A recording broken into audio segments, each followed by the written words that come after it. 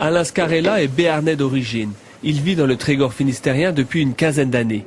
C'est dire qu'il n'est pas tombé petit dans le pot de Kikafars. Pourtant, il cuisine ce plat emblématique du Léon depuis son installation à Plouégan-Moisan. Il en est même un zélé promoteur. Avec 40 autres restaurateurs, bouchers charcutiers et traiteurs du pays de Morlaix, il participe à la semaine du Kikafars qui débute aujourd'hui. Il est aussi membre fondateur de l'association Kikafars de Bretagne, créée il y a 2 ans. En son sein, chacun a bataillé prétendant que sa recette était la meilleure. Le farce avec ou sans crème, le lipic avec des échalotes ou des oignons.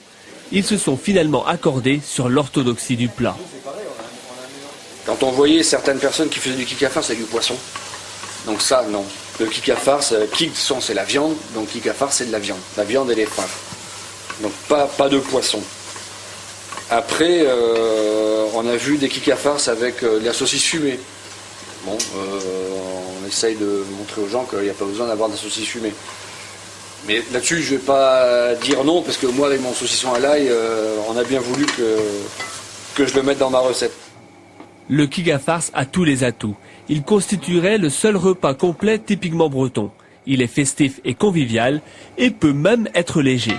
Si vous mettez pas beaucoup de sauce lipique et si vous exagérez pas trop sur les fards, ça reste des légumes cuits à l'eau, ça reste de la viande cuite à l'eau.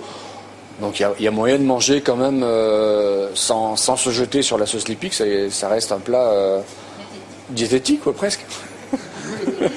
Un nouvel engouement pour le plat se fait sentir. Alain Scarella anime des formations dans les chambres de métiers du Morbihan et des Côtes d'Armor. Il y a 8 jours, il a même fait déguster du Kikafars à 300 grandes toques françaises à La Baule.